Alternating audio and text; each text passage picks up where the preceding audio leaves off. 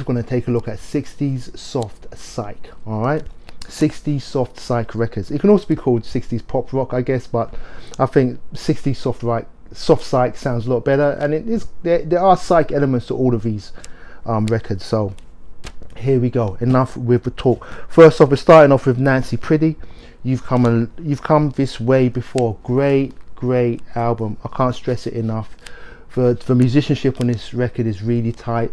What separates a great record of this genre to me is the musicianship, because there were so many records sort of like this coming out during the 60s. What separated the men from the boys, so to speak, for me is the musicianship. It's a tight musicianship. Great whimsical songs of love and friendship and just community and people. Great album.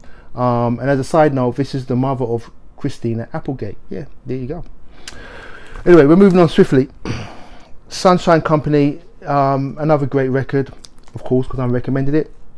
It's more kind of blues based, blues pop, right? Blues pop, great songs.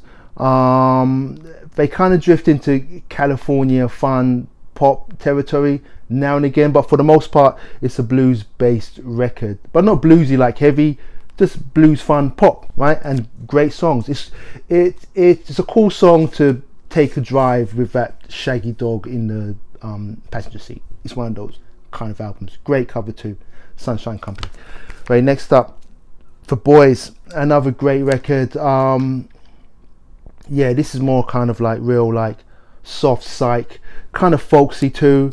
They bring in certain other elements. They have a string section on certain tracks too. It's filled with great earnest songs, cool vocals, and lots of breaks and samples and loops for you producers and diggers. Great album from beginning to end. Can't stress it enough. And next up is The Association. I discovered The Association in dollar bins. I see the records, wouldn't pay that much attention to them. I bought the greatest hits once upon a time for like $1, and I was like, yo, this band's great, this group's amazing. I believe that they're just vocalists. I don't know if they're actually a band and actually played. Maybe they did, maybe I stand corrected, but the musicianship on these albums are really tight, and once again filled with breaks and loops.